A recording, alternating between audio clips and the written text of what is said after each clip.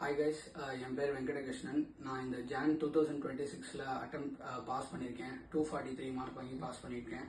நான் இங்கே first Ishwar academy வரப்போ நான் போன வருஷம் ஜான் 2025 ஒரு அட்டம் வச்சு தான் வந்தேன்.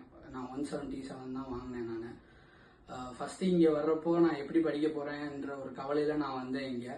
அதாவது ஓவர் கான்ஃபிடன்ஸோடையும் படிச்சுக்கலாம் பார்த்துக்கலாம் அப்படின்ற ஒரு இதில் வந்தேன் நான்.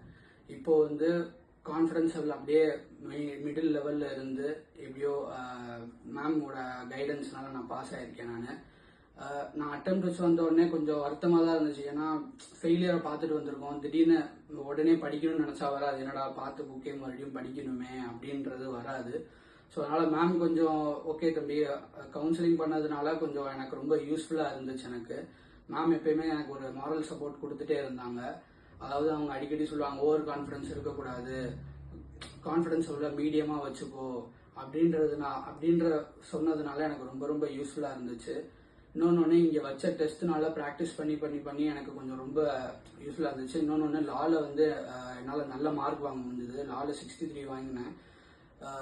மறுபடியும் மேம் என்ன தப்பு பண்ணியிருக்கேன் ஒரு டெஸ்ட் இருந்ததுக்கப்புறம் மேம் இதை திருத்திக்கோ அதை திருத்திக்கோன்னு சொல்லுவாங்க. ப்ரொவிஷன் எழுது, நீட்டா எழுது, ஹேண்ட் ரைட்டிங்க, ப்ரெசன்டேஷனை நீட்டா வச்சுக்கோ அப்படின்னு சொன்னதுனால என்னால் நல்ல மார்க் வாங்க முடிஞ்சது.